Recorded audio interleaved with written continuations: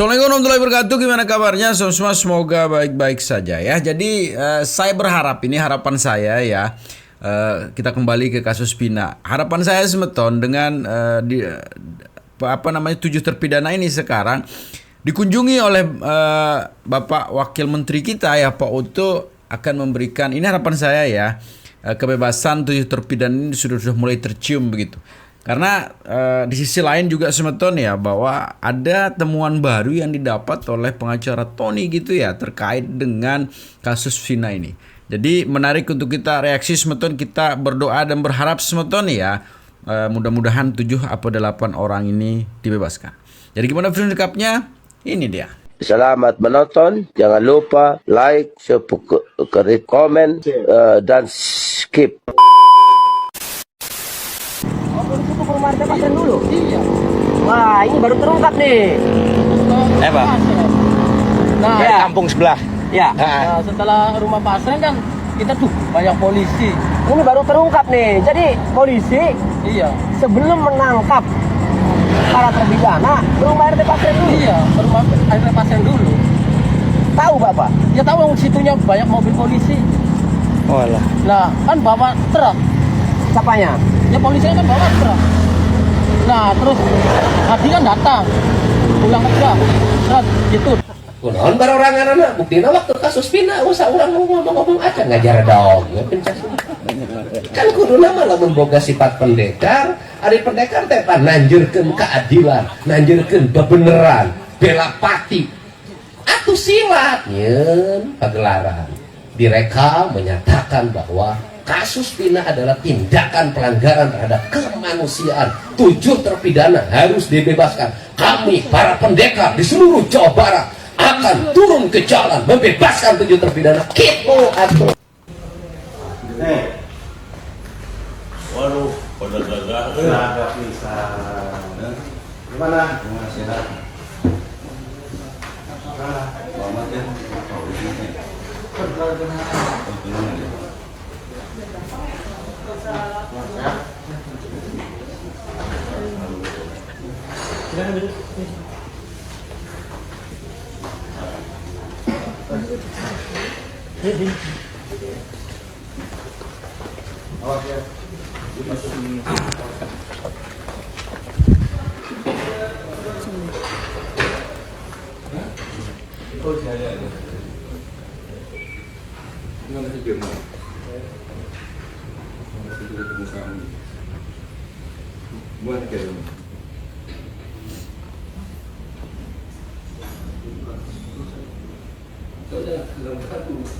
Cinta sebenarnya kamu jalan bisa. Jadi kalau saya melihat video seperti ini semeton ya, seperti saya kembali ke waktu kita lagi panas-panasnya membahas tentang Vina Cirebon, yang dimana harapan kita sejatinya di situ adalah yang 7 atau 8 orang ini bebas begitu ya. Dengan apa yang sudah dilakukan, para netizen juga kemarin terus memantau perkembangan kasus ini, dan hampir 99% netizen mengatakan bahwa kasus ini pasti memutuskan bahwa yang 7 atau 8 orang ini akan dibebaskan. Tapi seiring perjalanan waktu semeton ya, begitu kecewanya para netizen mendengarkan, bukan hanya netizen saja, termasuk keluarga korban juga di situ mendapatkan kecewaan yang begitu dalam semeton ya, ketika putusan MK pada saat itu tidak mengabulkan begitu ya. Nah, saya kira masih banyak hal-hal yang lain. Nah, secara khusus juga kami tadi kebetulan ke sini bertemu juga dengan 7 terpidana kasus Vina, karena mereka juga lagi berkunjung, ketemu di sini. Ya, kebetulan pernah juga kita saya menjadi pengacaranya dia. Saya sedih juga ya, sampai keluarkan air mata tadi saya, nggak tahan. Karena apa? Banyak masyarakat menganggap Pak Otto setelah menjadi Wamenko kok meninggalkan kasus ini katanya. Nah, saya ingin sampaikan bahwa terus terang aja, ketika saya menerima jabatan Wamenko ini pun kegelisahan saya luar biasa, karena ada 2 kasus besar yang saya dihadapi, yaitu kasus Vina dan kasus Jessica, yang pada waktu itu sama-sama mengajukan PK. Dan mereka juga terus terang aja, waduh, keberatan sekali waktu itu, walaupun akhirnya mereka bisa pahami. Nah, sekarang dengan saya menjabat sebagai pejabat negara, saya tidak lagi bisa berpraktek sebagai pengacara. Itu undang-undang advokat seperti itu. Ya, jadi saya harus cuti. Sehingga ketika saya tanggal 21 Oktober saya dilantik, hari itu juga saya mengajukan permohonan cuti saya kepada Pradi sebagai advokat. Ya, jadi saya cuti. Nah, dengan demikian saya tidak bisa lagi menangani kasus Vina dan kasus Jessica.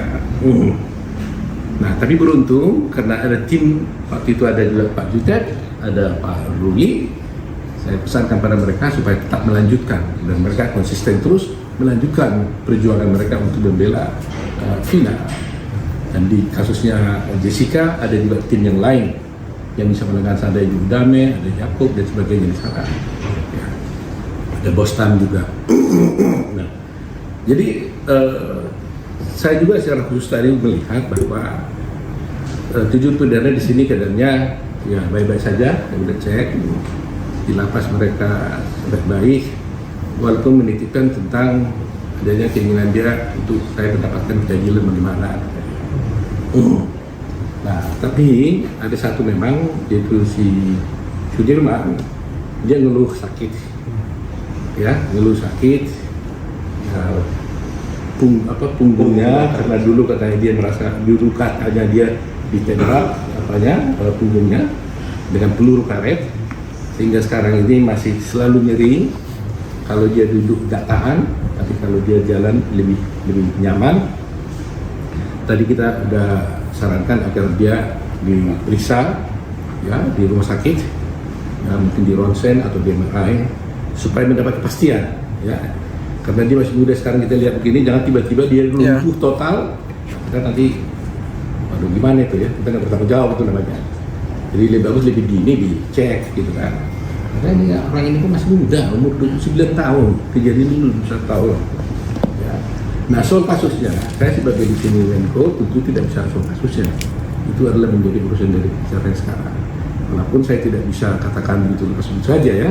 Secara moral, saya biarpun Menko, Menko punya juga kewajiban untuk memberikan akses to justice, ya, akses keadilan kepada semua orang, baik yang sudah di dalam sini maupun yang di luar sana.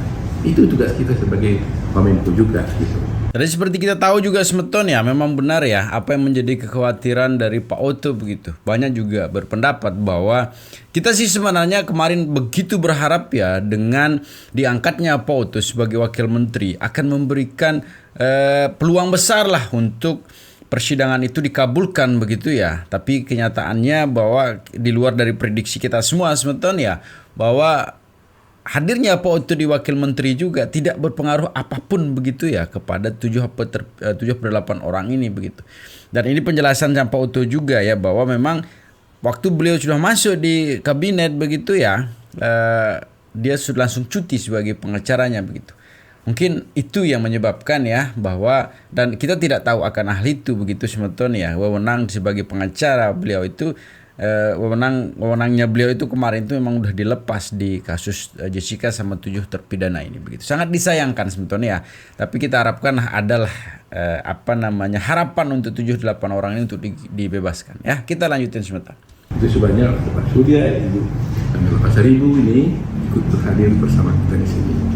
Jadi itu yang kita. Pak Menko, saya Ari dari Kompas TV. Kalaupun misalkan nanti terfokus kepada 7 terpidana ini, apa yang mungkin tadi upaya memberikan keadilan kepada 7 terpidana ini melalui jalur apa kira-kira? Tadi kita banyak diskusi ya, tentunya kalau jalur hukumnya beliau nanti akan bisa kami memikirkan itu ya, apakah mengajukan PK lagi dan sebagainya. Tetapi dari segi kita, dari Menko, sedang kita tadi coba kaji apakah masih ada, karena katanya sudah berkali-kali diajukan oleh lapas, ya lapas tadi ya, lapas ke kementerian, ke mana itu, ke Kementerian HAM, supaya adanya perubahan remisi perubahan hukumnya dia, remisi perubahan dari seumur hidup mungkin menjadi waktu tertentu, apakah 20 tahun atau 20 tahun dan sebagainya. Sudah diajukan nih, tapi belum selama ini katanya belum. Nah, kan berarti ini kan satu jalan juga. Kalau itu dimungkinkan sesuai dengan hukum, tidak melanggar hukum, tentunya kita bisa pikirkan ini supaya dia dari seumur hidupnya menjadi dari seumur hidup menjadi waktu tertentu. Dari sisi pemerintahan sendiri apa syaratnya Pak itu Pak? Ya itu yang kita lihat, itu dia diajukan, kita menunggu mereka cukup, ya kan? Tapi kan ini baru saya tahu. Nah ini kami dengar dari Kalapas barusan itu pernah diajukan sudah 2 tahun ya Pak, kenapa saya? 2 tahun. Nah itu kami akan periksa nanti. Kalau memang secara hukum, ya ketentuan itu dibenarkan dan memungkinkan, ya kenapa tidak, ya kan? Nah, ya kan? Ya saya katakan kita taat hukum, apapun memang mereka sudah dihukum.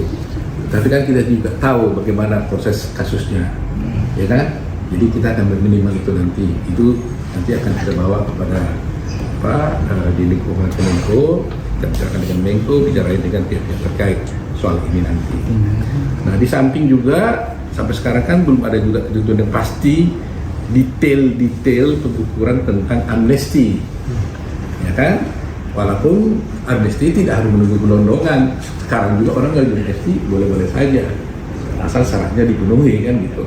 Nah kalau bicara amnesti yang gelondongan yang direncanakan 44.000 orang itu, nah itu nanti kita lihat apakah kategori seumur hidup juga itu dimasukkan atau tidak.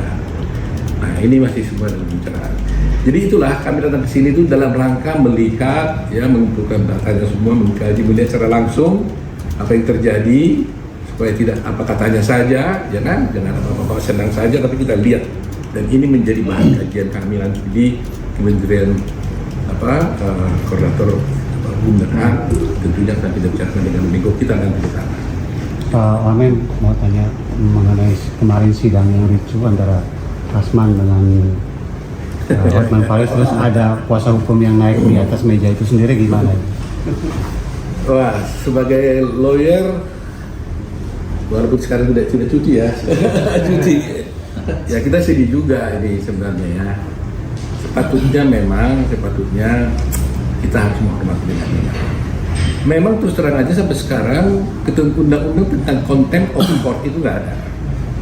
Ya, pernah itu diajukan beberapa waktu itu sudah diajukan sama dengan Mahkamah Agung tentang itu, tapi kelihatannya penuh masalah masih. Jadi tidak ada undang-undang contempt of court.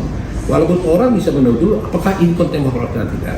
Nah saya sendiri tidak tahu persis kejadian yang sebenarnya, apa alasannya, kenapa terjadi. Tapi kalau saya melihat di video yang ada yang viral, memang ada yang melompat dari meja. Ya menurut saya sebagai advokat tidak boleh melakukan hal seperti itu. Terlepas itu adalah sidangnya sudah berhenti atau sudah berjalan, tapi kan tidak perlu harus melompat. Nggak ada alasan yang khusus dia melompat meja itu.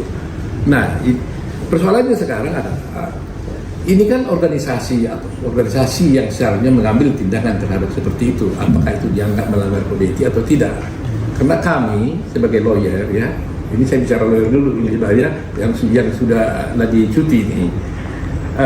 Kami tidak bisa mengatakan orang lain itu melalui media orang itu melanggar kode etik. Jadi kalau saya temukan Anda melanggar kode etik, saya bilang saya akan laporkan dia karena melanggar kode etik. Itu melanggar kode etik. Saya ini melanggar kode etik.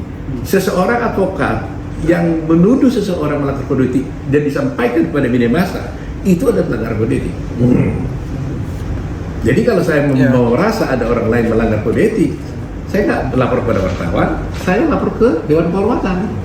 Nah itu, soal Dewan Kehormatan mengumumkan, silakan gitu. Nah, jadi saya bicara secara umum aja, ya, bicara umum, ya, tidak menunjuk kasus tertentu, bahwa secara umum, bahwa kalau seorang advokat itu wajib dia menghormati satu teman sejawatnya. Jadi sesama advokat pun harus saling menghormati antara sesama penegak hukum. Dan ketiga, menghormati pengadilan. Itu mandatori, ya.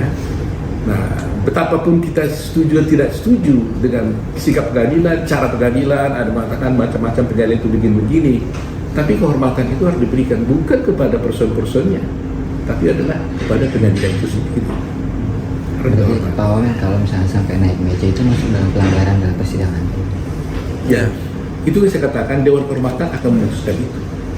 Itu karena organisasi.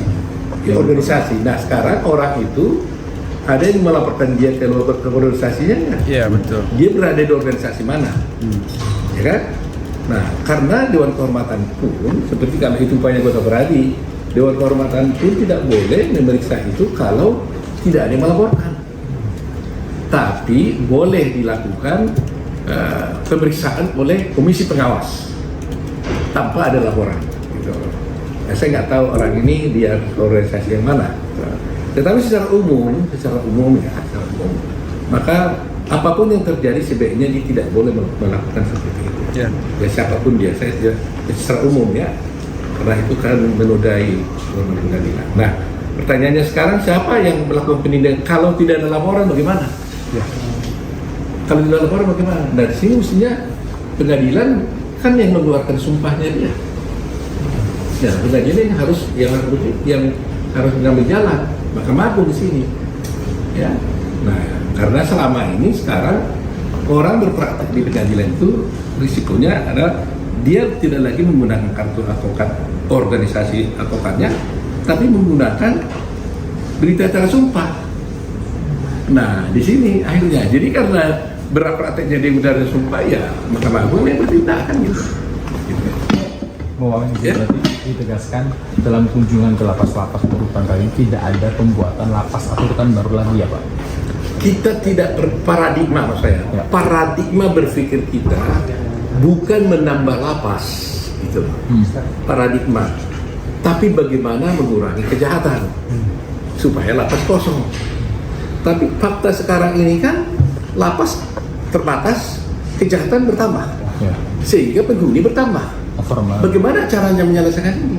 Makanya saya katakan kita harus cepat, agresif berpikir bagaimana melakukan ini. Salah satu diantaranya mengatasinya dengan melakukan amnesti. Amnesti global berarti ya? Iya, nasional. Nasional. Nah, tentunya harus dihitung kepada siapa saja amnesti itu bisa diberikan. Tapi kan nggak boleh nanti di amnesti terus tampilnya kita diam. Ya besok lagi datang lagi orang kan gitu. Nah, harus ada upaya cara-cara menguranginya. Antara lain tadi saya katakan tadi itu kalau ada kebijakan mungkin bahwa bagi yang first offender-nya, yang pengguna pertama narkoba, karena kan penghuni lapas ini kan banyak narkoba. Kalau kita coba pikirkan apakah itu tidak dihukum penjara tapi direhabilitasi. Tetap dihukum. Hukum namanya diketok juga di sidang, tapi adalah rehabilitasi. Pola amnestinya bisa langsung bebas atau beberapa bulan remisi ya Pak? Nah, itu lain lagi. Amnesti dengan remisi beda. Amnesti kan ini kan ampunan yang diberi oleh negara, ya, presiden ya. Berarti langsung bebas. Kalau remisi kan pengurangan hukuman. Jadi kalau amnesti biasanya langsung dibebaskan. Totalnya berapa ya Pak? Ini kan belum pasti. Kira-kira dihitung-hitung itu ada 44.000.